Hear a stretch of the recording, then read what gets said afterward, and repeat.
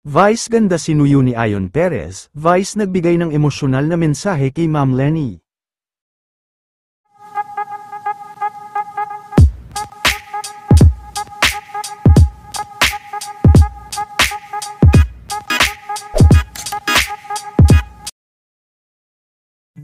Habang kasalukuyan na nasa pa-block screening si Vice ni Ma'am Lenny Robredo, ay tamang trip naman si Mr. Ayon Perez, kung saan ang babe naman ito na si Vice ang kanyang napag-tripan.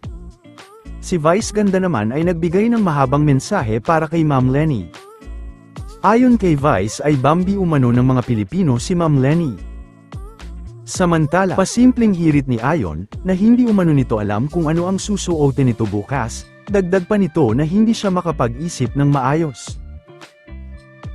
Nagpanggap din itong sinusuyo niya si Vice. Hindi ako nakakapag-isip ng maayos ngayon. Galit kaya ta sa akin. Pati na tayo, babe. Na. Sige na. Sabi mo na ako. Kanina mo pa ako hindi pinapansin eh. Sige na, babe. Hindi na tayo. Massage ka ulo man eh.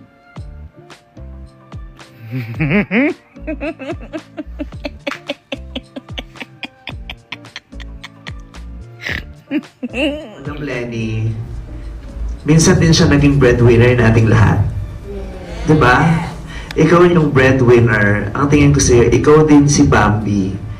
Ikaw, katulad ka rin ni Bambi. Isa kang na parang hindi napahalagahan din ng lahat. Ikaw yung breadwinner na iniisip mo lang lahat sa amin, para sa lahat ng maraming tao. Laging puro sa amin, puro sa amin. Ikaw rin yung Bambi na breadwinner na ang daming pinagdaanan. Kaya, bilang ito po ay pag-aalala at pagbibigay pugay sa mga breadwinner, at hanggang ngayon patuloy ka rin namin binibigyang pugay dahil hindi namin nakakalimutan lahat ng ginawa mong pagmamahal at sakripisyo para sa amin. Yun ang hope namin para sa lahat ng Bambi. Sana hindi makalimutan at sana hindi mapagsawalang bahala at hindi mabigyan ng karampatang pasasalamat lahat ng nagsasakripisyo at lubos ng nagbibigay ng pagmamahal. Katulad mo, breadwinner ka din ng Pilipinas. At ang maraming Pilipino, salamat po. Salamat po. Bambi ka namin.